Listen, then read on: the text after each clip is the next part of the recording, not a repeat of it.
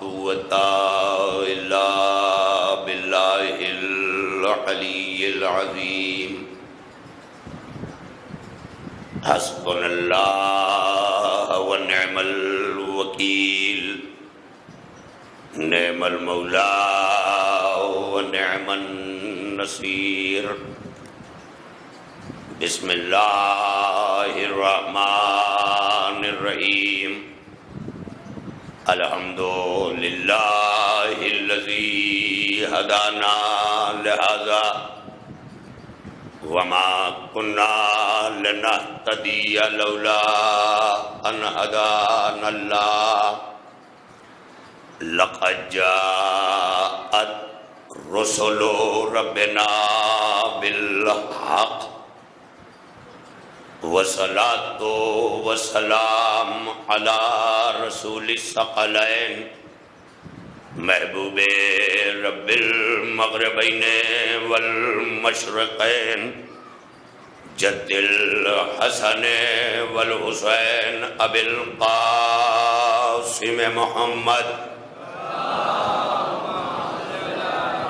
وعلى أهل بيته الطيبين الطاهرين المعصومين المظلومين واللعنة الدائمة الباقية على أعدائهم وقتلتهم وغاصبي حقوقهم أجمعين أما بعد فقد قال الله في كتابه المجيد وفرقانه الحميد وقوله الحق بسم الله الرحمن الرحيم لقد أرسلنا رسلنا بالبينات وأنزلناه معهم الكتاب والميزان ليقوم الناس بالقسط صلوات پڑھیں مل کر محمد والے محمد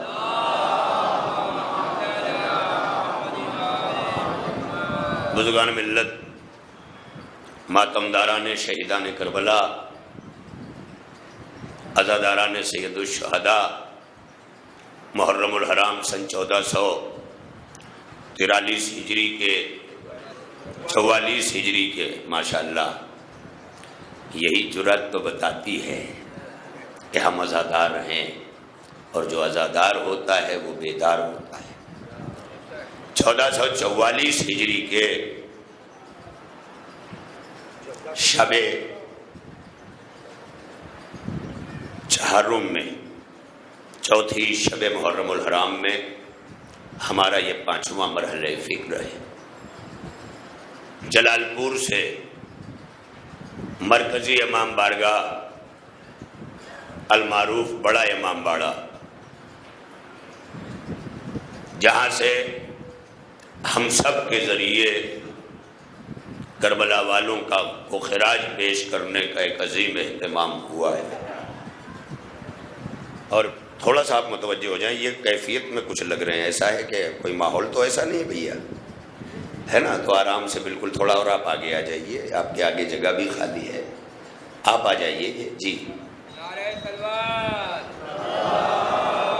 ماشاءاللہ یہ بڑا امام باڑہ پنچان کا ہے یہاں کوئی بانی مجلس اٹھ کے ہاتھ نہیں جوڑے گا آپ کو خود آگے بڑھ کے اسے سجانا ہے آپ سب کا ہے لہذا یہاں آپ سب بانی مجلس ہیں آپ کے اگر کوئی جگہ خالی ہو تو اسے فوراً لے لیں جس کے آگے یہ کیوں کرتے ہیں مطلب اس سے آنے میں جانے میں دشواریاں بھی ہوتی ہیں ہمیں مطلب یہ کہ کیا ہر 5 وقت میں پیش نماز کو بتانا پڑتا ہے کہ صفحے ایسے لگائیے نماز پڑھنے کے لیے ایک صلوات پڑھنے مل جل کر محمد والے محمد پر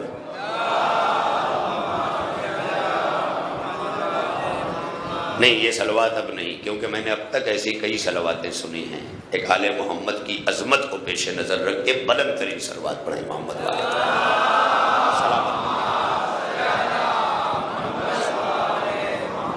لہذا اس عشرہ مبارک ماہ محرم الحرام میں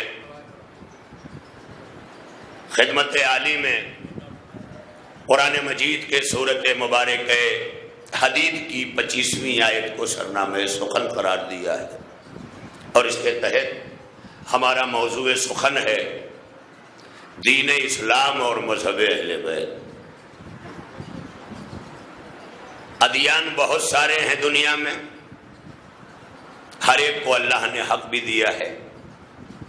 لکم دینکم ولی دین کہہ کر اتنی گنجائش پیدا کر دی کہ لا اکراہ فی الدین، دین میں کوئی جبر نہیں ہے۔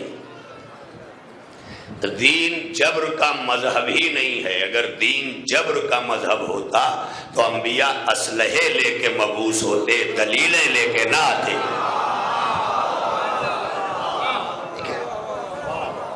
انبیاء اسلحے لے کے مبعوث ہوتے، دلیلیں لے کے نہ ہوتے۔ خدا کی قسم کیا کہا تھا اللہ نے؟ لِيَقُومَ النَّاسُ بِالْقِسْطِ۔ بڑی توجہ رہے، کچھ سرکار عالی گزارش کو اگر اجازت کو پڑھو تو لِيَقُومَ النَّاسُ بِالْقِسْطِ، حاجی صاحب، تاکہ لوگوں میں عدل قائم کیا جائے۔ اس کے لیے کیا کہا؟ وَأَنزَلْنَا مَعَهُمُ الْكِتَابَ وَالْمِيزَانَ، یعنی انبیاء کے ساتھ کیا بھیجا؟ کتاب بھیجی اور میزان بھیجا۔ معاہم الکتاب، کتاب بھیجی اور میزان بھیجا۔ مقصد کیا ہے؟ لِيَقُومَ النَّاسُ بِالْقِسْطِ، تاکہ لوگوں میں عدل قائم ہو۔ اللہ نے ہر نبی کو دلیل کے ساتھ بھیجا، ہر نبی کے ساتھ اللہ نے، جیسا کہ قرآن کہہ رہا ہے وَأَنزَلْنَا مَعَهُمُ الْكِتَابَ، ان کے ساتھ کتاب بھیجی، وَالْمِيزَانَ، اور میزان بھی بھیجا۔ کاہے کے لیے؟ لِيَقُومَ النَّاسُ بِالْقِسْطِ۔ تو اسلام کے مزاج میں کیا کیا ہے؟ دلیل ہے، کتاب ہے، میزان ہے۔ اسلام نے اپنا سورس بتا دیا کہ یہ جو انبیاء اور تمہارے درمیان سورسز ہیں، وہ سورس میری جانب سے یہ ہے کہ یہ ساتھ میں دلیلیں لے گئے، یہ ساتھ میں کتاب لے گئے، یہ ساتھ میں میزان لے گئے، یعنی ان کے ساتھ ہم نے میزان نازل کیا، ہم نے کتاب نازل کی۔ لیکن اسی بہت بڑی بات کہنے جا رہا ہوں، میں نے جہاں سرنامہ سخن کی، سرنامہ کلام کی آیت جسے روزانہ پڑھ رہا ہوں، جہاں میں نے روک دی ہے، یہ آیت کا آدھا حصہ ہے، مکمل آیت نہیں پڑھی ہے میں نے، سورہ حدید کی 25، چونکہ یہ میرے موضوع کے لیے کافی تھا، لہذا بالقسط پر میں ٹھہر گیا۔ اس کے بعد آواز آتی ہے وَأَنزَلْنَا مِنَ السَّمَاءِ حَدِيدًا، اور ہم نے آسمان سے لوہا نازل کیا۔ آپ دیکھ لیں، بہت بڑی منزل ہے۔ ہم نے آسمان سے لوہا نازل کیا، انبیاء کو دلیل کے ساتھ بھیجا، کتاب بھیجی، میزان بھیجا، تاکہ لوگوں میں عدل قائم ہو۔ جب اللہ نے دیکھ لیا کہ ان تینوں چیزوں کے ساتھ ساتھ قیام عدل کے لیے کچھ اور بھی ضروری ہے، تو وَأَنزَلْنَا مِنَ السَّمَاءِ حَدِيدًا، دنیا کو وہ حدیدہ لگ رہا تھا، لیکن میدان احد میں جبریل ہاتھوں پہ لہرا کے کہہ رہے تھے لا فتح الا علی، لا سیف الا ذوالفقار۔ میرے سرکار کہاں ہیں آپ؟ یعنی اللہ نے واضح کر دیا ہے کہ قیام عدل کے لیے اگر ہم کوئی اسلحہ بھی بھیجیں گے تو ہماری جانب سے جانے والا اسلحہ اتنا عادل ہوگا کہ قیام عدل میں نسلوں کو دیکھ کے چلے گا۔ صلوات پڑھ لینا مل کر محمد والے محمد پر، سلامت رہے۔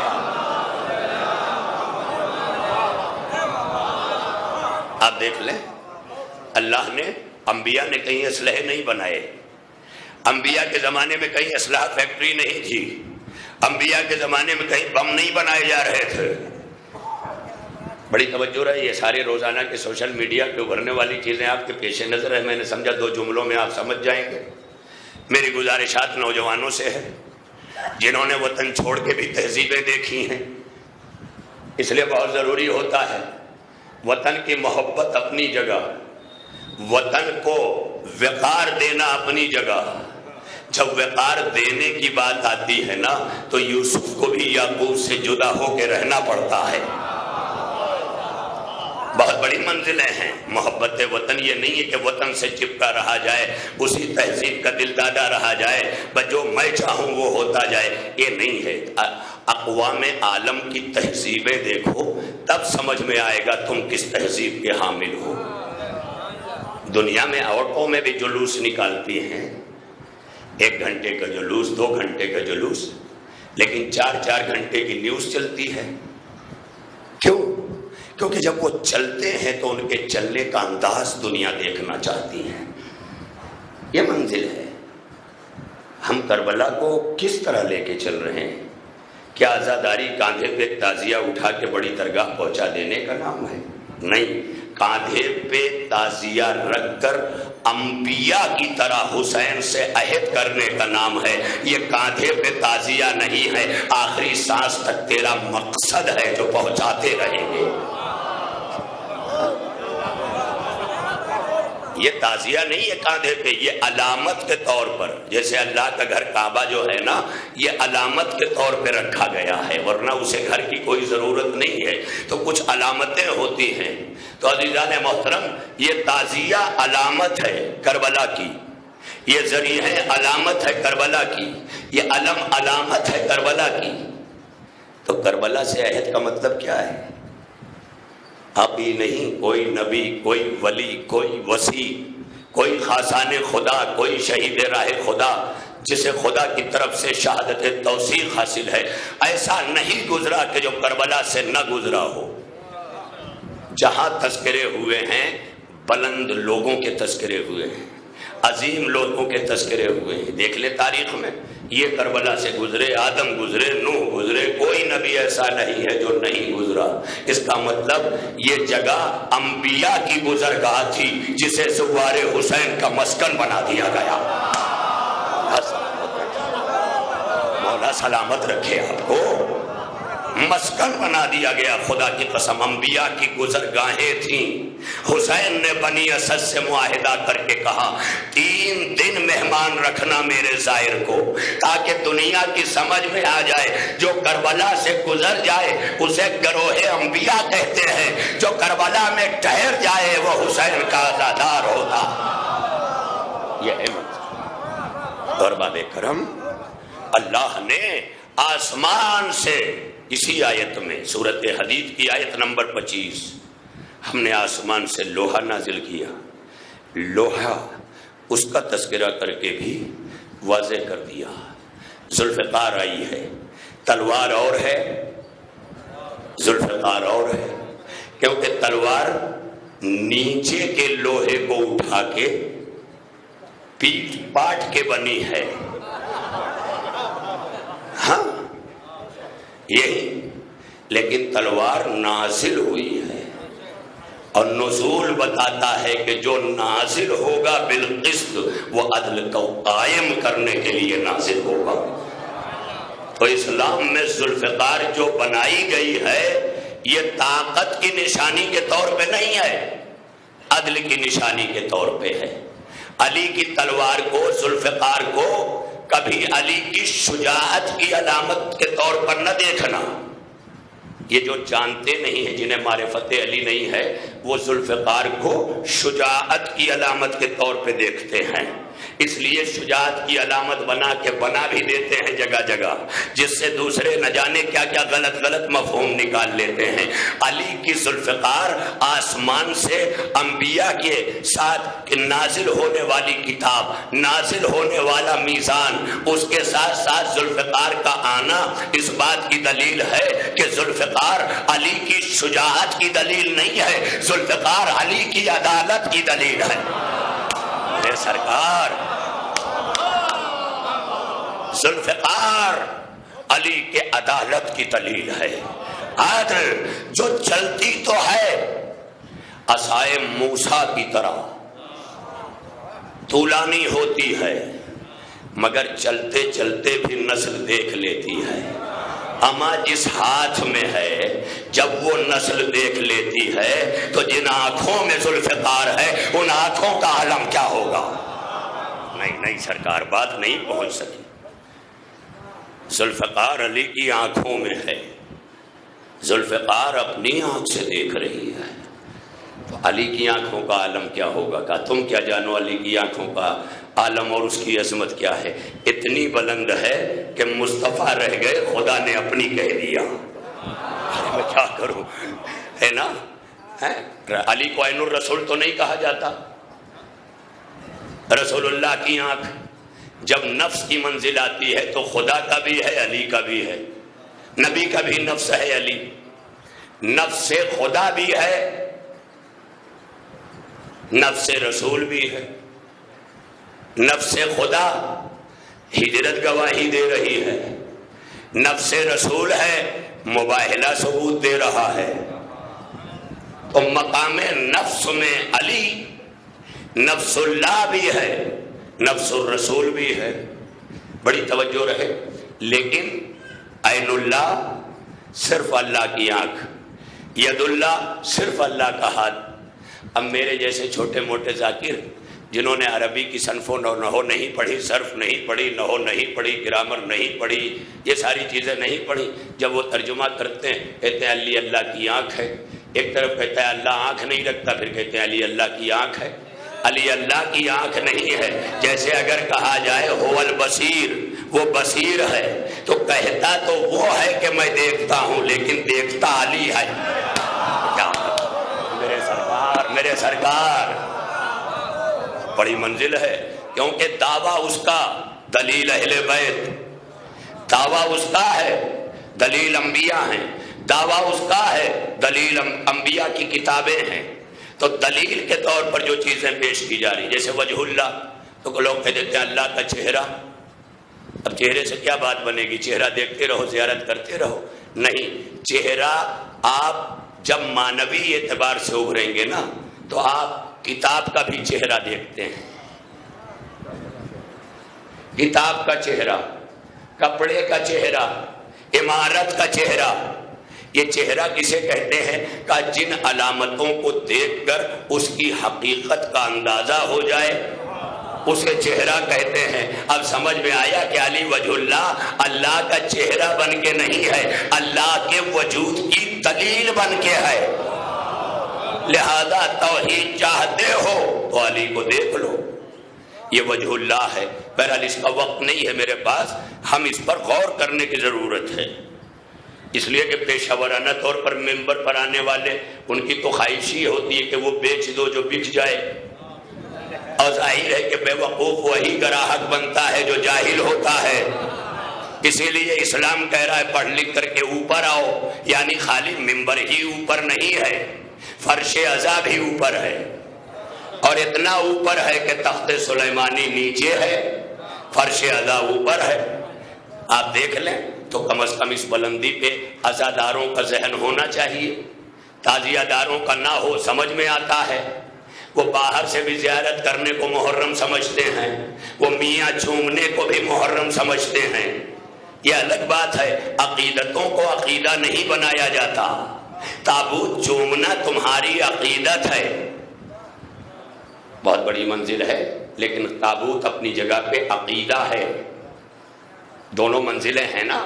تو فرش عزا پہ چوم کے اس لیے آیا کرو کہ یہ مقدس ہے، لیکن چوم کے بیٹھا کرو تاکہ تمہاری آنے والی نسلیں اسے چومنے کی چیز نہ سمجھ لیں،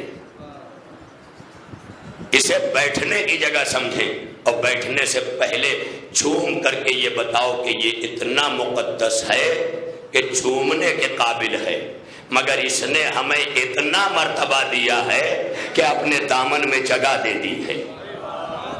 یہ بڑے امام باڑے پہ آپ نہیں آ رہے ہیں، یہ مقدر جگہ ہے کہ فرش عزا نے اپنے دامن میں جگہ دے دی ہے، ورنہ مسلمان سبھی ہیں مگر نمازی سب نہیں ہیں، مسلمان سبھی ہیں روزے دار سب نہیں ہیں، مسلمان سبھی ہیں حاجی سب نہیں ہیں۔ ویسے ہی گھبرایا نہ کرو، جب کالے کپڑے پہن کے عزاداری کیا کرو تو کہا کرو کہ جو نماز پڑھ لے وہ توفیق والا، جو روزہ رکھ لے وہ توفیق والا، جو حج کر لے وہ توفیق والا۔ ویسے ہی مسلمان سب ہیں مگر جسے حسین کی عزاداری نصیب ہو جائے وہ توفیق والا۔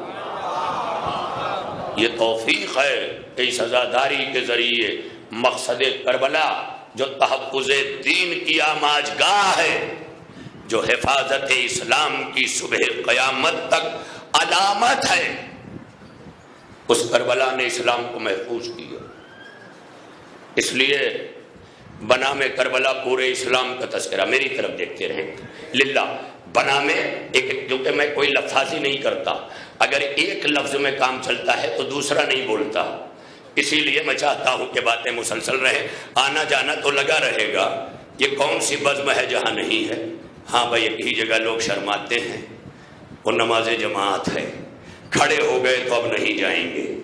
اما نمازیوں کو دیکھ کے عمل درست نہ کیا کرو، حسینیوں کو دیکھ کے کیا کرو، اس لیے کہ کربلا میں سب نمازی ہیں، لیکن فقط سعید و سہیر کو پتا ہے کہ کب نماز پڑھنا ہے، کب سینے پہ تیر روکنا۔ یہ منزلیں ہیں، ہمیں اس کا حصول کرنا ہے۔ ارباب فکر و نظر، ارباب کرم، میں داخل ہو رہا تھا تو کچھ نوجوانوں نے مجھ سے کہا تو آج کے وقت ہی وقت ہے، تو میں نے کہا جب آج وقت ہی وقت ہے تو لوگ نہیں ہیں، تو کہہ لگے آپ بیٹھیے، لوگ آئیں گے۔ لوگ کہتے تم آئے منہ میں گھی شکر، یہاں پہنچ گیا، لوگ آ گئے، اور الحمدللہ مجلس جاری ہے۔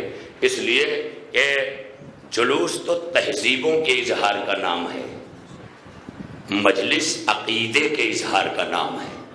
جلوس عزاداری کی تہذیب بتاتا ہے، لیکن فرش عزا اسلام بتاتا ہے، فرش عزا شریعت بتاتا ہے، فرش عزا مقصد حسین بتاتا ہے، عظمت حسین بتاتا ہے۔ یہاں سے علم ملتا ہے۔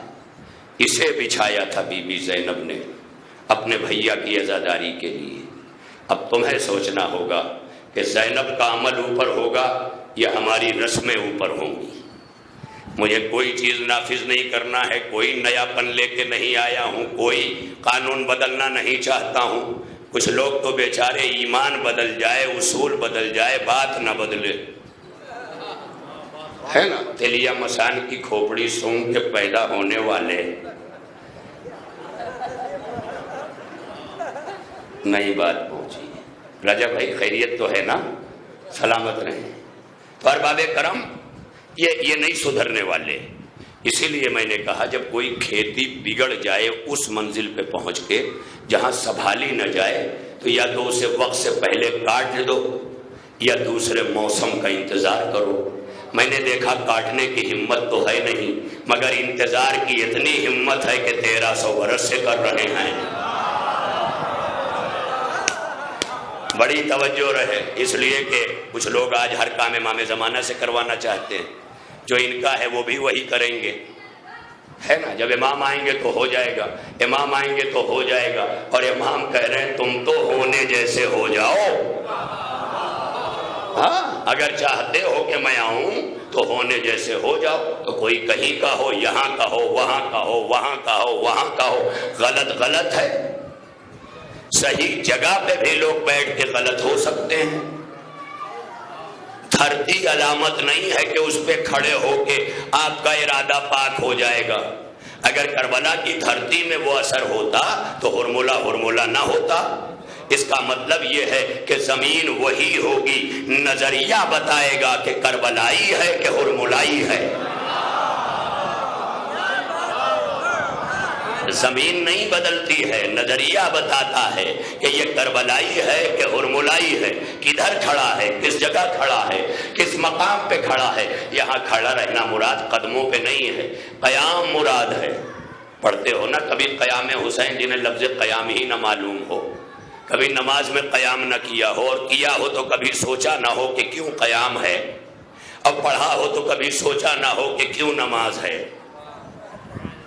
یہ ساری چیزیں ہیں نا، تو ہمارے لیے لمحات فکریہ ہیں۔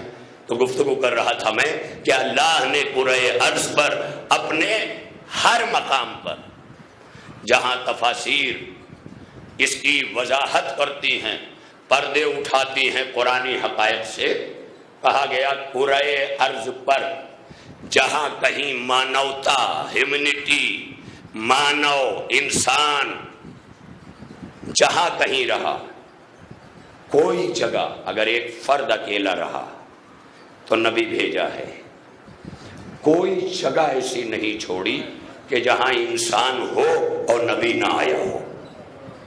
زبانیں الگ الگ تھیں۔ ہمارے پاس جو 4 آسمانی کتابیں کہی جاتی ہیں، اس کے علاوہ بھی کتابیں ہیں۔ اللہ نے رسولنا کہا وَأَنزَلْنَا مَعَهُمُ الْكِتَابَ، ہم نے رسولوں کے ساتھ کتاب بھیجی ہے۔ اس کا مطلب کتاب صرف 4 ہی نہیں ہے۔ دگانا پڑھنے جاتے ہیں حاجی صاحب، مولانا بیٹھے ہیں، ہر نماز میں کچھ مخصوص سورے ہوتے ہیں۔ ویسے دگانا میں حمد کے بعد پہلی رکعت میں سورہ اعلیٰ کی تلاوت ہے۔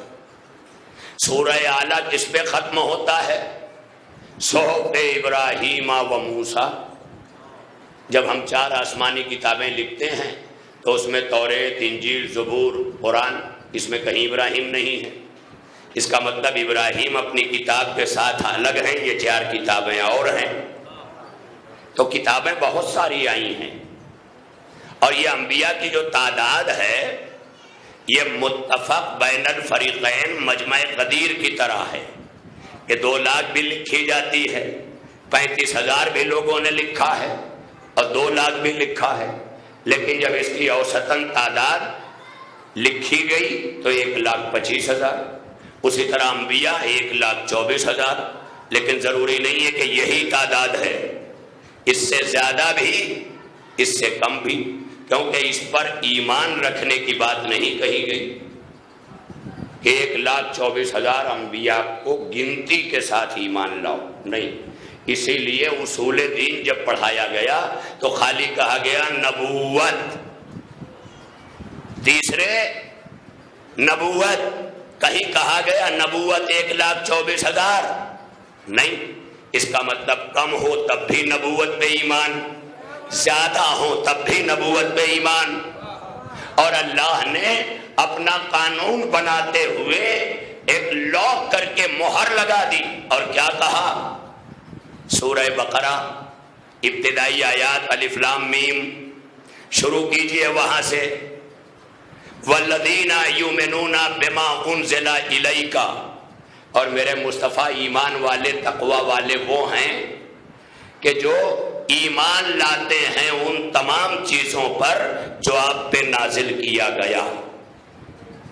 یہ قرآن ہے نا، والذین یؤمنون بما انزل، اے میرے مصطفیٰ، مومن اور متقی وہ لوگ ہیں جو اس پر بھی ایمان رکھتے ہیں جو کچھ میں نے آپ پر نازل کیا، وما انزل من قبل کا، اور خالی آپ ہی پہ نہیں، اس پر بھی ایمان رکھتے ہیں جو آپ سے پہلے نازل ہوا۔ اب آپ تھوڑا گھبرائیں نہیں، میں بات یوں ہی نہیں کہہ رہا ہوں، ایک بہت بڑے مسئلے کی طرف چل رہا ہوں۔ نبی، آخری نبی، خاتم النبیین، ان کے ذریعے اللہ کی ساری نبوتوں کو سیکور کیا جا رہا ہے، عظمتوں کو محفوظ کیا جا رہا ہے۔ عظمت مصطفیٰ کے آئینے میں انبیاء کی عظمتوں کو محفوظ کیا جا رہا ہے، یہ کہہ کر کے کہ والذین یؤمنون بما انزل الیک وما انزل من قبلک، اور اس پر بھی ایمان لائیں، رکھیں کہ جو آپ سے پہلے نازل کیا ہے۔ اس کا مطلب اس آیت نے پڑھ کے بتایا کہ جب تم کلمہ پڑھتے ہو لا الہ الا اللہ محمد الرسول اللہ، تو اس کلمے میں رسالت کی جگہ نام تو مصطفیٰ کا ہے، نام مصطفیٰ کا ہے، مگر کلمہ پوری نبوتوں کا ہے۔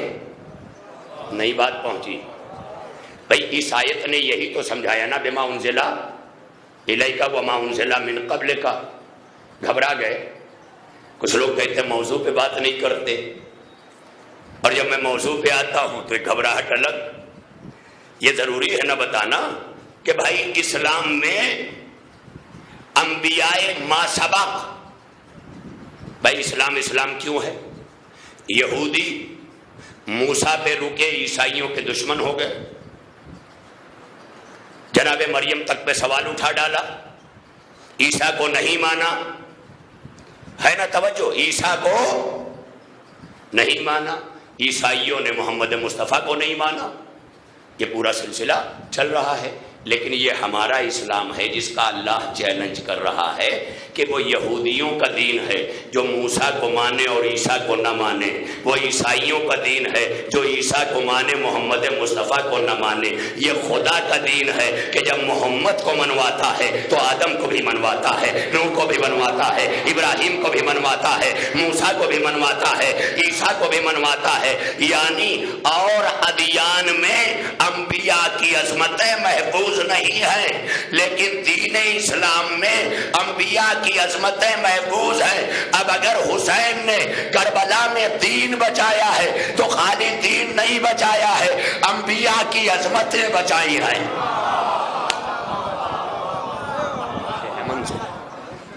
عظمت انبیاء، لہذا بڑی تیزی کے ساتھ یہ بات کہنے میں اس لیے آ جاؤں کہ اب یہ کلمہ ہے نبی کا، آخری نبی کا محمد الرسول اللہ، لیکن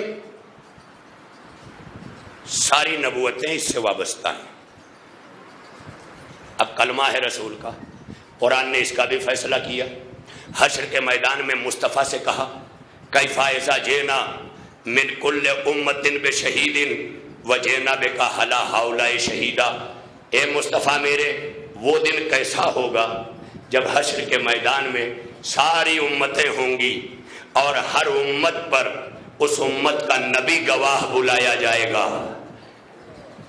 ہر امت پر اس امت کا نبی گواہ بلایا جائے گا۔ لیکن جب انبیاء کی گواہی کا مسئلہ آئے گا تو مصطفیٰ تجھے بلایا جائے گا۔ میں کیا کروں؟ انبیاء کی گواہی، بغیر گواہی کے آدم بھی آگے نہیں کھسکیں گے۔ اللہ گواہی کی باتیں کر رہا ہے، شاہد و شہادت کی باتیں کر رہا ہے۔ کیف اذا جئنا من کل امت بشہید وجئنا بک علی ہؤلاء شہیدا، وہ دن کیسا ہوگا حبیب میرے کہ جب حشر کے میدان میں تمام امتوں پر، آدم اپنی امت پر، نوح اپنی امت پر، ابراہیم اپنی امت پر، ہر نبی اپنی امت کی گواہی دے گا، لیکن نبی امتوں کی گواہیاں دے کے قطار میں کھڑے ہیں۔ انتظار مصطفیٰ ہے، انتظار مصطفیٰ ہے کہ مصطفیٰ کہہ دے کہ آدم سچا تو میں سچا۔ تم مصطفیٰ کو خالی عرب کا صادق سمجھتے ہو، مصطفیٰ اگر صادق اور امین ہے تو خالی عرب کا نہیں ہے۔ میدان حشر میں مصطفیٰ کی صداقت کا یہ عالم ہے کہ صداقت محمدیہ پر انبیاء کی خدمتوں کو تولا جائے گا۔ آدم گواہی دے دی، یہ گواہی پر آدم آگے بڑھیں گے، گواہی پر گواہی پر گواہی پر۔ اب ایک مرتبہ محمد مصطفیٰ کھڑے ہیں اور انتظار کر رہے ہیں اور دیکھ رہے ہیں، کبھی حوض کوثر کی طرف۔ کیوں دیکھ رہے ہیں؟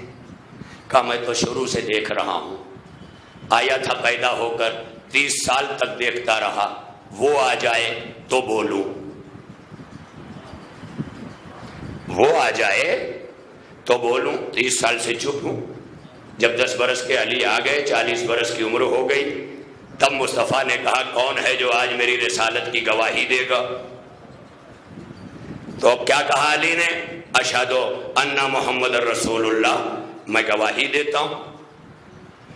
تو لوگ کہیں گے اس میں کون سی عظمت والی بات ہے؟ اگر علی نے دعوت ذوالعشیرہ میں گواہی دی تو جو بھی اذان دینے کھڑا ہو جائے وہ بھی گواہی دیتا ہے اشہد ان محمد الرسول اللہ۔ یہ بھی تو وہی کہہ رہا ہے جو علی نے کہا یہی فرق ہے، یہی فرق ہے کہ مؤذن کہتا ہے اشہد ان محمد الرسول اللہ تو اپنے ایمان کی گواہی لینے کے لیے کہتا ہے، لیکن علی کہتا ہے تو مصطفیٰ کے رسالت کی گواہی دینے کے لیے کہتا ہے۔ یہ ہے منزل کائنات کا۔ مصطفیٰ کی رسالت کا گواہ کون ہے؟ اور یہ میں اپنی جانب سے نہیں کہہ رہا ہوں، خدا کی قسم، مصطفیٰ جان رحمت سے اللہ کہہ رہا ہے افمن کانا علی بینۃ من ربہ ویتلوہ شاہدا من۔ اے میرے حبیب، کیا ہم نے آپ کو بینات نہیں عطا کیے، یعنی روشن دلیلیں نہیں دیں؟ اور کیا بلا فصل گواہ نہیں دیا؟ تو جسے دیا گواہ بنا کر یتلوہ شاہدا من، یتلو بنا ہے تلاہا سے، اور تلاہا کہتے ہیں کسی چیز کا کسی کے ساتھ بلا فصل ہونا. بڑی عجیب بات ہے. تلاہا یتلو کیا ہوتا ہے؟ کسی چیز کا کسی چیز کے ساتھ ایسا بلا فصل ہونا کہ اگر رفتار میں سیکنڈ کا فرق پڑ جائے تو وہ نظام تباہ ہو جائے کہ جس کے ساتھ ایک دوسرے کے پیچھے چلا جاتا ہے. اور اس کی دلیل اسی دگانا والے سورت شمس میں موجود ہے. والشمس وضحاہا والقمر اذا تلاہا. کیا صفت ہے چاند کی؟ کہا جب سورج چلے گا تو چاند بلا فصل چلے گا. کیا عرب کے جاہلوں کو یہ بھی نہیں معلوم تھا کہ جب مصطفیٰ سورج بن کے چلے گا تو علی چاند بن کے بلا فصل ہوگا؟ دیکھیں منظر ہے. لیکن میں جانتا ہوں کہ صبح سے زیارت کرنے والا مجمع تھک گیا ہے. بھلے آج ایک موقع ہے کہ وقت سے پہلے ہو رہی ہے. کچھ لوگوں کو وقت کا انتظار تھا اور پہلے ہو گئی ہے. کچھ حالات ایسے ہیں، لیکن کوشش یہ کیجئے کہ مجلسوں کے وقتوں کو، پرانی بہت ساری چیزوں کے بدلنے کی ضرورت ہے. پرانے برتن بدل گئے، مراد آبادی نہ رہے، چینی کی پلیٹ نہ رہی، اسٹیل پھینک دی گئی، فائبر آ گیا، اور اس کے بعد اب ڈسپوزل. یہ تو اتنا خطرناک کم ظرف ہے. کم ظرف ادھر بچھایا جاتا ہے دسترخوان پر کھانے کے ساتھ، اور ادھر فراٹا چلتا ہے اور سارا گلاس اڑنے لگتا ہے. یعنی ایک فراٹے کی ہوا میں جو کم ظرف ہوتا ہے وہ اڑنے لگتا ہے نا. تو ہر دور میں انسان اپنے ظروف سے بھی پہچانا جاتا ہے. آج جب کھدائیاں ودائیاں ادھر ادھر آثار قدیمہ ہیریٹیج کرتا ہے نا، ہیریٹیج ہے بابو، وہ دیکھ رہے ہیں آپ کو، مجھے نہیں. تو ہیریٹیج جب یہ کھدائیاں کرتے ہیں نا تو برتنوں کو نکالتے ہیں زمینوں سے. حمام ہے، برتن ہے، نہانے کی جگہ، فراغت کی جگہ، یہ جگہ، اور سب کو اکٹھا کر کے اس زمانے کی تہذیب ڈھونڈتے ہیں. اس کا مطلب برتن بتا دیتے ہیں کہ کس زمانے کی تہذیب کیا ہے. آج کا یہ ڈسپوزل برتن بتا رہا ہے کہ جیسا ظرف ہے ویسے لوگ ہیں. اور ایک صلوات پڑھ لینا مل کر محمد والے محمد پر. ذرا ایک اور اس سے بہتر صلوات پڑھیں محمد والے محمد.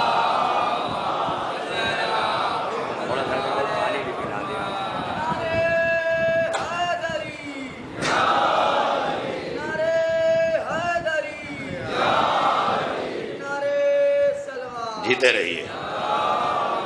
قسم سے بیٹا آپ نعرہ لگا رہے تھے، لیکن مجمع کو میں دیکھ رہا تھا کہ جیسے اس کو یا علی کہنے کے لیے بھی ایک یا علی کی ضرورت ہے.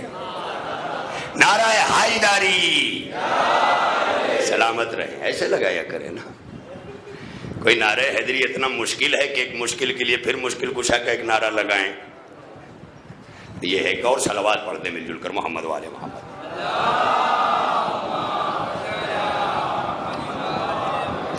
چونکہ یہ آج چوتھا بیان ہے صبح سے میرا، شام 6 بجے سے اس وقت تک یہ مسلسل تیسرا بیان ہے. یعنی میں سوکھ رہا ہوں مگر کپڑے نہیں سوکھ رہے. یہ منزل ہے، آپ سب سمجھ سکتے ہیں ان تقاضوں کو. اس لیے بات کو بڑی تیزی سے سمیٹ کر میں چاہتا ہوں کہ مقام فکر تک آؤں کہ اللہ نے اپنے دین کے نظام میں بالکل کلیئر کٹ کہہ دیا یہ قانون ہے. اب قانون جو ہے وہی دکھایا جائے گا. اگر قانون کا فالو کرنے والا ہے تو ظاہر ہے کہ قانون اس کی عزت کرے گا، ورنہ جیسے ہمارے ملک میں ہے ایسی خطائیں بھی ہیں کہ انہیں سے لگ جاتا ہے اور کبھی کبھی بے خطا پہ بھی لگ جاتا ہے.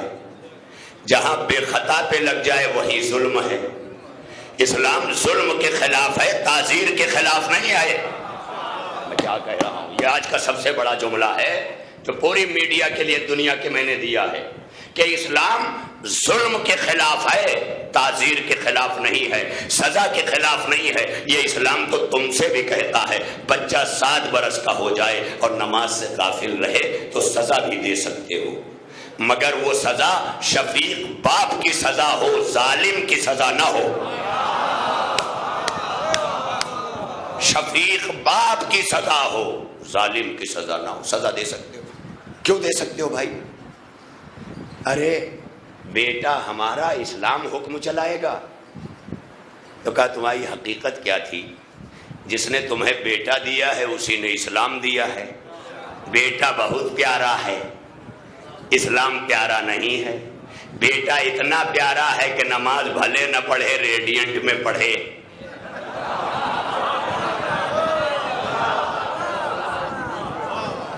ارے جو ریڈینٹ میں پڑھا رہے ہو تو سمجھ لو جہاز پہ اڑا رہے ہو۔ جہاز گرتا ہے تو ہڈیاں سرما بن جاتی ہیں، بیٹوا کا نشان نہیں ملتا، علامتی تدفین ہوتی ہے۔ تو جب زیادہ اونچائی پر ہو تو سیفٹی کا انتظام بھی زیادہ کرو، یعنی جب اسکولوں میں بھیجو تو گھر میں اسلام کی تہذیب رکھو تاکہ علم وہاں کا لائے، تہذیب اسلام کی لے کے چلے۔ اور یہ اسی لیے اسلام ہم نے کہاں سمجھا؟ کہتے بھائی وہ اسلام ہے، موضوع مل گوا ہے اور کچھ نہیں ہے۔ ابھی تک سمجھے ہی نہیں تو سمجھانا پڑ رہا ہے۔ کہاں سمجھا ہم نے اسلام؟ ابھی میں نے بازار کی مجلس میں ایک جملے میں کہا تھا کہ یہاں مسجد میں دیکھ کے شادی طے ہوتی ہے، بہت نمازی ہے، بہت پرہیزگار ہے۔ پرہیزگار کہہ رہے تھے کہ جلدی کرو قتل حسین میں تاکہ نماز اول وقت پڑھی جائے۔ اسلام یہاں نہیں لیتا۔ اسلام کہتا ہے کہ ایمان کی سند عبادات سے نہیں ملے گی، معاملات سے ملے گی۔ لین دین میں کتنا صاف ستھرا ہے، معاملے داری میں کیسا ہے، دکانداری میں کیسا ہے، رشتہ داری میں کیسا ہے، یعنی جہاں معاملات کے باب آئیں ایمان کی سند وہاں ملتی ہے۔ اسی لیے میں نے کہا تھا کہ جب علی اپنی سلطنت لے کر کے چوتھی ظاہری خلافت کی راجدھانی کوفہ بنا کر پہنچے تو مسجد کے نمازیوں کو جب دیکھا تو دن رات میں اعتکاف میں بیٹھنے والے وہیں نہا رہے ہیں، دھو رہے ہیں، ہٹے کٹے ہیں، مگر مسجد بسائے ہوئے ہیں، لوگ بڑے خوش ہیں، کھانا پہنچا دو، اللہ ہمیں برکت دے گا، نمازی ہیں۔ لیکن جب علی نے کہا اس پر اللہ کی لعنت ہو تو کھانا کھلانے والے سوچنے لگے کیا لعنتیوں کو کھانا کھلایا؟ کیا کہہ رہا ہے؟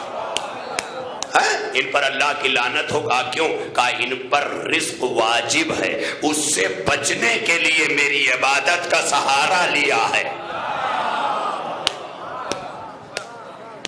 یہاں کام نہیں کریں گے، سہارا لیے بیٹھے، ویزا آوے والا ہے بھائی، اسی پہ پورے گھر کو بہلائے پڑے ہیں، اور گھر بھی بہلا ہے۔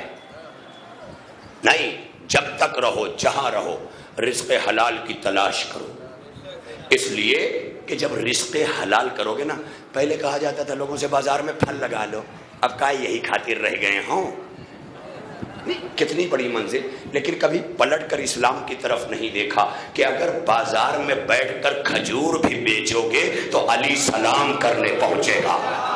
یہ کہاں ہوا؟ علی مسجد کے نمازیوں کو سلام کرنے نہیں آیا، بلکہ میسم کی دکان پہ پہنچ کے کہا میسم میرا سلام، جاؤ علی بیٹھا ہے نماز پڑھ کے آؤ۔ علی نے یہ نہیں کہا میسم نماز جانے دو، میں تو مولا ہوں ہی، لیکن علی کھجور کی دکان پہ بیٹھ کر میسم کو بھیج رہے ہیں، اور بھیج کے بتا رہے ہیں کہ دیکھو جب بھی نماز پڑھنے کے لیے دکان چھوڑنا تو علی جیسے کو بٹھانا۔ صلوات پڑھ لینا مل کر محمد وآل محمد پر، سلامت رہیں آپ۔ تو ارباب کرم، اسلام کا مزاج بڑا مختلف ہے، بڑا مختلف۔ یہ کہتا ہے گھٹے نہیں بتائیں گے ایمان کتنا ہے، معاملے بتائیں گے، بیٹا ماں کا وفادار کتنا ہے، وجوب کی ادائیگی کتنی کر رہا ہے، رزق حلال کتنا لا رہا ہے، یہ ساری چیزیں اسلام کاؤنٹ کر کے اس پر ایمان کا معاملہ معاملات پر ہے۔ عبادات تو جسمانی اور روحانی صحت کا ذریعہ ہیں، بس یہ شعبہ صحت ہے، عبادت یہ شعبہ صحت ہے، روح کو بھی طاقتور اور صحت مند رکھتا ہے، اور جسم کو جیسے نماز، اٹھنا بیٹھنا واجب رکنی، یہ جسم کو فربے رکھتا ہے، اور جو ذکر کرتے ہیں وہ روح کو تازہ رکھتا ہے۔ تو ایک ہی وقت میں نماز روح کو بھی تازہ کرتی ہے۔ بابا رام دیو کا یوگا صرف شریر کو تازہ رکھتا ہے، لیکن اللہ کی نماز جو ہے یہ روح کو بھی طاقت دیتی ہے۔ اسلام کے معاملات کو سمجھنے کی ضرورت ہے۔ اسلام مسلمانوں کی تہذیب کا نام نہیں ہے۔ اسلام سروں پہ ٹوپیاں دیکھ کے خوش نہیں ہوتا، تن پہ شیروانیاں اور قبا دیکھ کے خوش نہیں ہوتا۔ اسلام اپنے مذہب کا وجود چاہتا ہے، تقویٰ کا لباس چاہتا ہے، اور یہ جسے جب حاصل ہو جائے۔ اسی لیے کائنات کا سب سے بڑا مولا علی، خدا کی قسم، جس منزل پر پہنچ کر علی سفارشات کر رہے ہیں انسانیت کے لیے، اگر دنیا اس علی سے وابستہ رہی ہوتی۔ میں نے ابھی بمبئی کے عشرے میں رمضان مبارک میں ولایت پر گفتگو کی تھی۔ میں نے اس میں جناب سلمان فارسی کا ایک جملہ نقل کیا تھا، جو احتجاج تبرسی میں علامہ تبرسی نے لکھا ہے۔ احتجاج کے نام کی، ہمارے جلال پور سے بھی چھپ گئی ہے یہ کتاب، بقیت اللہ سے۔ اس کتاب کا نام ہے احتجاج تبرسی۔ بعد وفات پیغمبر بڑی دور دور سے ڈیلیگیشن آ رہا تھا تعزیت دینے کے لیے، اور دربار میں مسجد میں مسلمان ساز خلافتیں بیٹھی ہیں، اور مصطفیٰ کی ولایت گھر بیٹھی ہے، مگر مصطفیٰ کے ولایت کے نمائندے علی کا نمائندہ سلمان بن کر مسجد نبوی میں دن رات موجود، سلمان فارسی دن رات موجود۔ جب کوئی قافلہ اس طرح کا آئے کہ جن کے سوالوں سے خلافت بغلیں جھانکنے لگیں، تو سلمان قافلہ سمیت علی کے گھر پہنچ جاتے تھے، پہنچ جاتے تھے۔ ایسے بہت سے واقعات لکھتے لکھتے وہاں لکھا ہے کہ جناب سلمان فارسی نے خلیفہ وقت کی آنکھوں میں آنکھیں ڈال کر کہا تھا، اگر تم سب نے علی کی ولایت کا انکار نہ کیا ہوتا تو آج ہماری کسر شان نہ ہوئی ہوتی، آج ہمارا مرتبہ بہت بلند ہوتا۔ پھر سلمان کہتے ہیں، جانتے ہو اگر تم نے علی کی ولایت کا اقرار کر لیا ہوتا تو تمہیں مچھلیوں کا شکار نہ کرنا پڑتا، دریاؤں پہ کھڑے ہو کے آواز دیتے، مچھلیاں خود آتی، درخت خود چل کے آتے، پرندے آواز دینے پہ آتے۔ یہ منزل ہے۔ اگر ولایت کو قبول کیا ہوتا، اس سے یہ پتا چلا کہ ولایت وہ سبجیکٹ ہے جو محبت سے بالکل الگ ہے، اور اتنا ٹف ٹاپک ہے کہ جس ولایت کے موالی کے لیے یا سلمان درکار ہے، یا ابو ذر درکار ہے، یا میثم درکار ہے، جب اس طرح کے کردار وجود میں آتے ہیں تب علی کی ولایت کا نفوذ ہوتا ہے۔ اور اسی لیے مذہب اہل بیت کا ایک ترجمہ علی کی ولایت بھی ہے، علی کی ولایت۔ جو آج کچھ لوگ کہتے ہیں مقصد کربلا علی ولی اللہ ہے، یہ کربلا کا مقصد لا الہ سے علی ولی اللہ تک ہے، لیکن علی سے دشمنی اس لیے ہے کہ جب تک علی ہے لا الہ بھی رہے گا، محمد الرسول اللہ بھی رہے گا۔ اسی لیے کربلا میں جب حسین کو گھیرا ہے ظالموں نے، تو حسین کہتے ہیں، تم نے مجھے کیوں قتل کا ارادہ بنایا، میرے قتل کا کیوں مارنا چاہتے ہو مجھے؟ تو صدا دی بغض و کلبیک، آپ کے بابا کے بغض میں، ان کی عداوت میں۔ کیا تھا علی کا قصور؟ 4 سال 9 مہینے وہ عدالت جو علی نے دنیا کے سامنے پیش کی، جو غیروں کو بھی قبول نہیں تھی، اپنوں کو بھی قبول نہیں تھی۔ یہ نہ سوچئے گا کہ جتنے علی علی کرتے ہیں وہ سب علی والے ہیں، علی کے زمانے میں نہ رہے۔ صفین کے میدان میں جب علی کہہ رہے تھے پڑھو، یہ آج مولوی نہیں پڑھتا، وہ جانتا ہے لوگ سو جائیں گے، میرا لفافہ کم ہو جائے گا، جب آزمانا ہو ایمان اور نفاق کو تو نبی کے بعد آزمانا، نہروان میں آزمانا، صفین میں آزمانا، جمل میں آزمانا، کیونکہ یہی سب وہ ادوار ہیں کہ جس کی دشمنی میں گھیر کر حسین کو کربلا تک لایا گیا۔ بہت بڑی بات ایک جملے میں کہی ہے میں نے۔ اب جو صاحبان تحقیق ہیں، فہم و فراست ہیں، وہ انشاءاللہ اس پر کوششیں کریں گے کہ مزید اس پر سرچ کر کے مواد لے لیں۔ آج چوتھی شب محرم آ گئی، اسلام کی حفاظت کی علامت کربلا آج پھر ساحل کائنات اور ساحل حیات سے لگ گئی ہے، اور لگ کر کہہ رہی ہے کہ آؤ حسین غریب کربلا سے ہندوستان آ گیا ہے۔ یہ حسین نہیں آیا ہے، یہ چل کے دین آیا ہے، جسے خواجہ اجمیری نے کہا دین است حسین، حسین دین ہے۔ وہ چل کے ہندوستان تک آیا ہے۔ حسین کے رونے والوں پریشان نہ ہونا، اس لیے کہ جب آنکھیں رونے پہ آمادہ ہو جاتی تو روشنیاں نہیں دیکھتی ہیں، اندھیرے میں بھی روتی ہیں، اجالے میں بھی روتی ہیں، ہر عالم میں آنکھیں روتی ہیں، بشرطے کے ذہنوں میں حسین رہے۔ آج چوتھی محرم ہے، آج پورے کائنات میں کوئی زندگی کی سانس کسی کی ایک لمحہ نہیں گزرتی کہ جس سانس پر کائنات میں ذکر حسین نہ ہو۔ خدا کی قسم کہتے ہیں صبح سے شام تک اذانوں کا تار نہیں ٹوٹتا پوری دنیا میں۔ یہاں کے مؤذن نے ختم کی اس کے آگے، اس کے آگے نے کی ختم کی اس کے آگے، سورج چلتا رہتا ہے، اذان چلتی رہتی ہے، لیکن اذانوں سے بھی آگے جو ذکر چل رہا ہے آج وہ حسین غریب کا ذکر ہے۔ اتنا چل رہا ہے کہ آج اذانیں اس ذکر کے صدقے میں محفوظ ہیں۔ خدا کی قسم آج رونے والوں کی خدمت میں ایک جملہ کہوں گا۔ میں یہاں 2 برس سے آ رہا ہوں، کسی نے مجھ سے سوال کیا کہ مولانا آپ کو پتا ہے کہ نہیں بدل سکتے ہم، تو پھر کیوں اتنی مجلسیں ہو رہی ہیں؟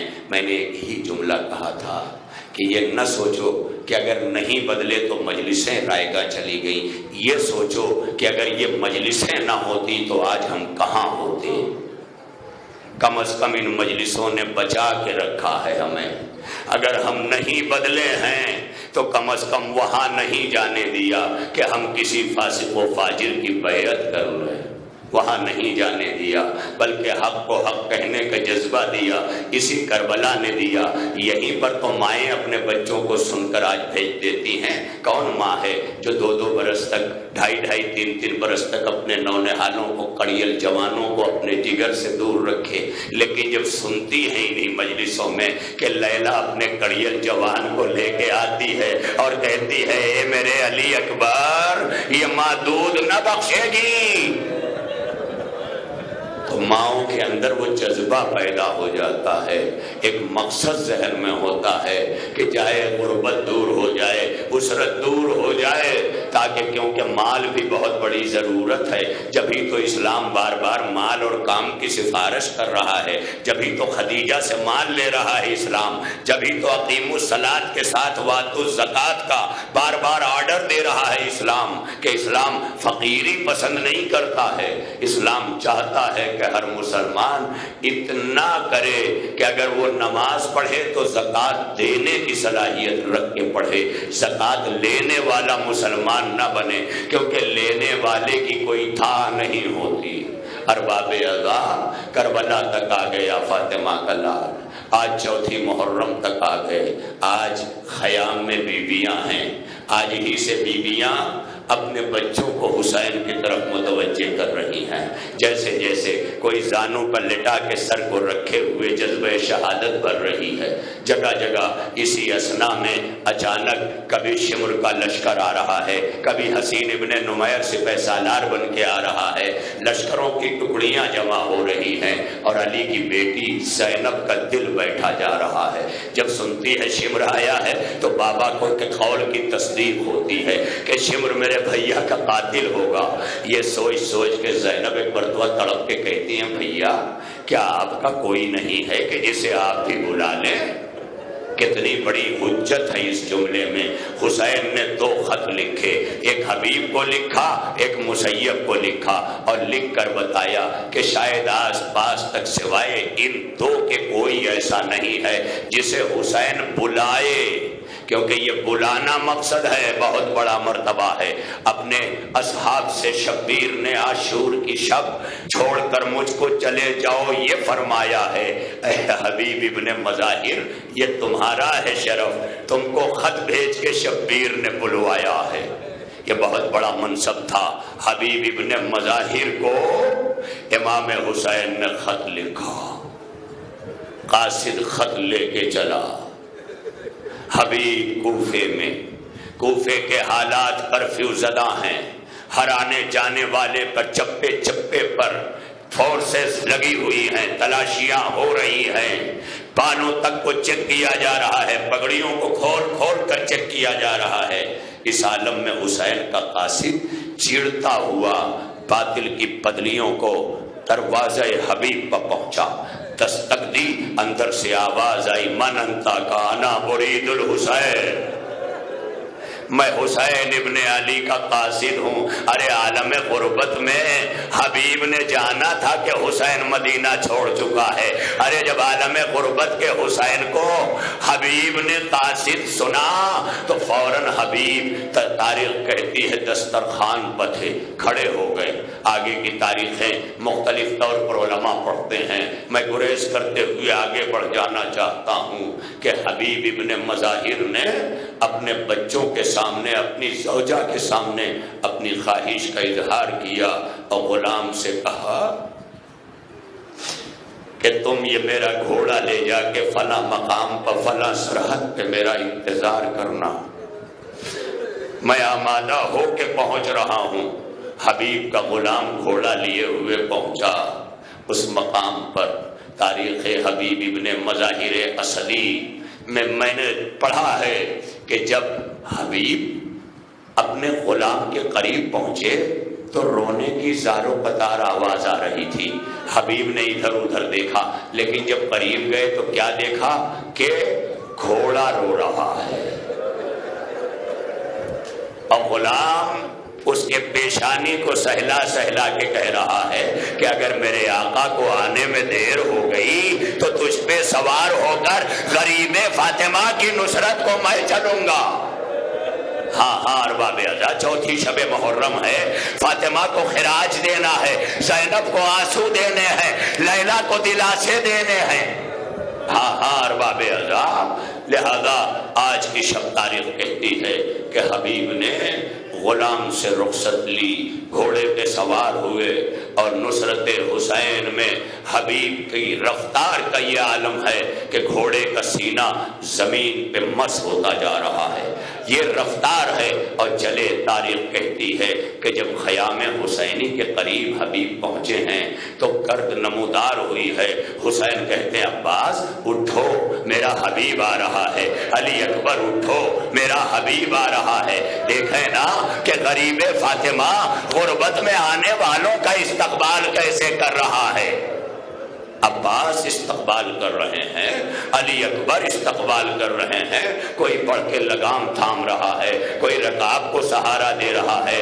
حسین نے گھوڑے سے اترتے ہی حبیب کو کلیجے سے بھرا، ہاتھ پکڑ کر اپنے خیمے کے قریب لے آئے اور ابھی بیٹھے ہی تھے کہ اسی اسنا میں کانوں میں آواز آئی، حبیب مبارک ہو، تجھے علی کی بیٹی نے سلام کہا ہے. ارباب ازا، کہاں ہے یہ منزل؟ یہ جب تک ان تہذیبوں تک رسائی نہیں ہوگی، ان جملوں پہ گریہ ہمیں حاصل نہیں ہوگا. تاریخ کہتی ہے کہ جب حبیب نے یہ سنا کہ علی کی بیٹی نے سلام کہا ہے تو حبیب نے ماتم کر کے کہا کہ فاطمہ کا لال کتنا غریب ہو گیا کہ شہزادیاں غلاموں کو سلام کر رہی ہیں. ارباب ازا، حبیب ابن مظاہر، میں نے گزشتہ بھی مسائل پڑھا تھا. آج کئی دنوں سے مجھ سے بار بار لوگ اصرار کر رہے تھے کہ حبیب ابن مظاہر کے مصائب کے وہ چند جملے جو گزشتہ برس آپ نے پڑھے تھے وہ ضرور پڑھیے گا۔ میں چاہتا ہوں گریا ہو ماتم ہو، اس لیے کہ خراج دینے آئے ہیں نا، لہذا حبیب آ کے بیٹھ گئے۔ اور تاریخ کہتی ہے کہ انصاران حسینی میں اہم ترین رول حبیب اور مسلم ابن اوسجہ ان دونوں کے ذمے تھا، اس میں کہیں زہیرقین بھی شامل ہوتے ہیں۔ یہ تاریخ ہے کہ حبیب ابن مظاہر خیام حسینی میں ایک فقیہ کی حیثیت سے مدبرانہ صلاحیتوں کو نافذ کر کے نصرت حسین کا ہر انتظام کرتے ہیں، مگر کربلا میں جب موت کا بازار گرم ہوا تو ایک مرتبہ حسین کے یہ بچپن کا دوست جو بڑھاپے میں شیرانہ جذبہ لیے ہوئے ہے، یہ گھوڑے کے سوار ہو کے میدان میں آیا، آنے کے بعد مبارز طلبی کی اور حسین پر قربان ہو گیا۔ حسین بیٹھ کر حبیب کے سرہانے روئے ہیں، ہار باب ادا۔ اور تاریخ کہتی ہے کہ جناب زینب نے جب سنا کہ حبیب کا لاشا آیا ہے تو فضہ سے کہا، فضہ کہہ دینا کہ حبیب پر اب جب تک زینب زندہ رہے گی بہن بن کے روئے گی۔ یہی وجہ ہے کہ جب شام غریبہ میں رضا چھن رہی تھی تو جناب زینب کے لب پر یا حبیبہ آیا تھا، یا اخیا یا حبیبہ، اے میرے بھیا اے میرے حبیب۔ بڑے قریب تھے، کوفے میں تھے نا حبیب ارباب اعظم، آپ نے حالات دیکھے ہیں۔ اور اب حبیب نے اپنی جان قربان کر دی۔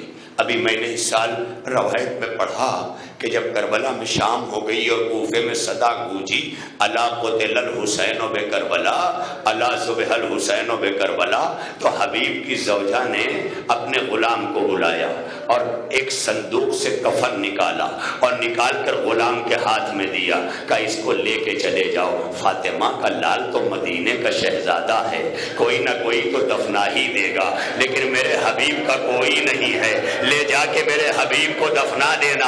ارے جب یہ پہنچا ہے میدان کربلا میں، لاشیں پامال ہو رہے تھے، ادھر کے گھوڑے ادھر، ادھر کے گھوڑے ادھر۔ ایک مرتبہ غلام نے کہا، آئینہ آئینہ آقائی، اے میرے آقا حبیب کہاں ہو؟ میں کفن لے کے آیا ہوں۔ ارے لاشا حبیب کا بلند ہو گیا۔ اے غلام، ارے کفن لے کے واپس چلا جا، جس کے لیے لباس جنت آئے تھے وہ بے کفن پڑا ہوا ہے، جسم سے لباس اتر گیا۔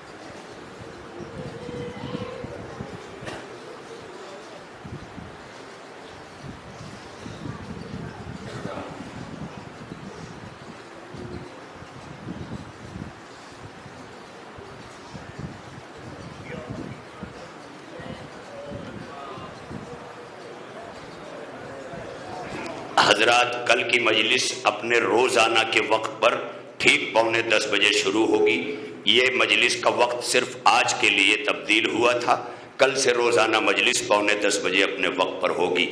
ماتم حسین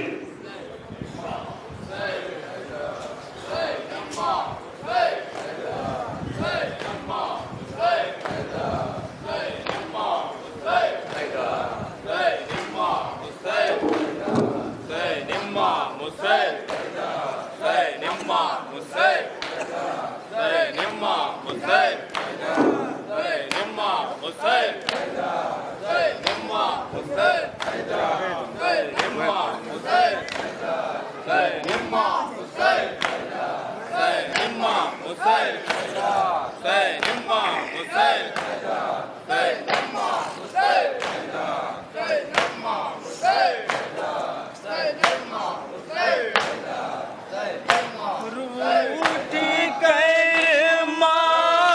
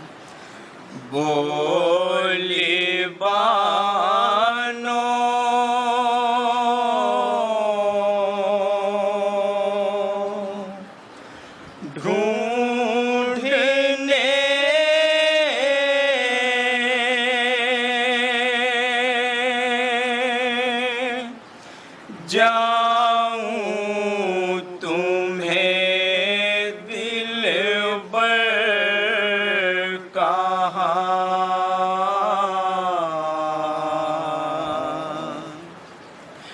روٹھ کر ماں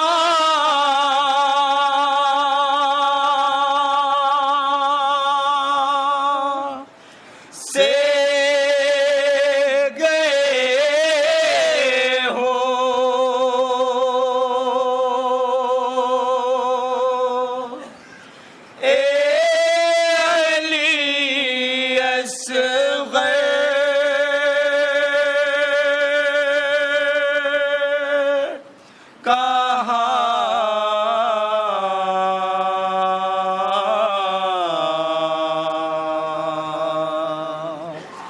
بولی بانو ڈھونڈنے جاؤں تمہیں دلبر کہاں، لے گئے تھے گھر سے تو پانی پلانے کے لیے،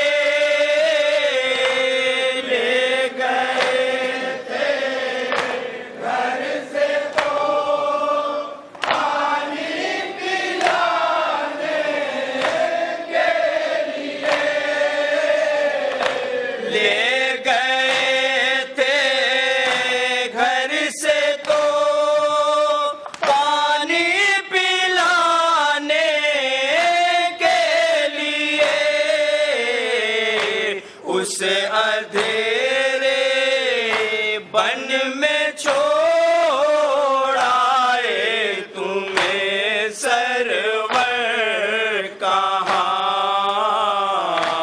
بولی بانو۔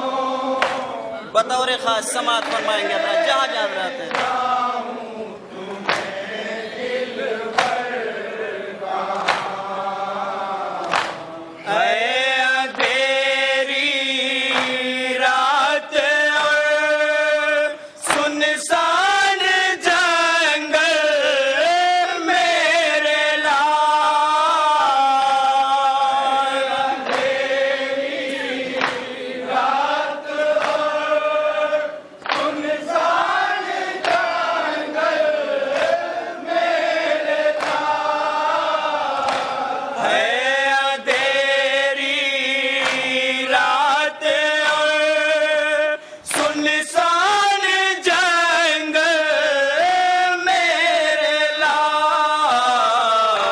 اب کہاں آغوش ماں کی اور اب وہ گھر کہاں،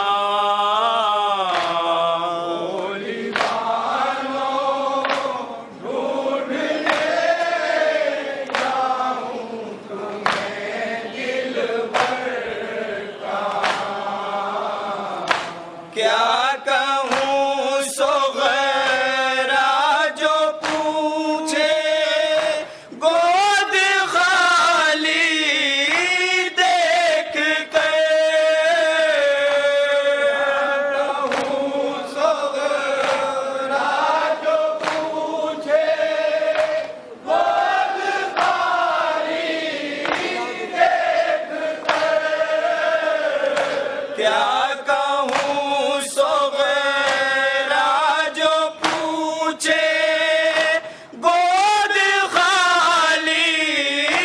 دیکھ کر، رہ گیا اماں وہ میرا میں جبھی اصغر کہاں،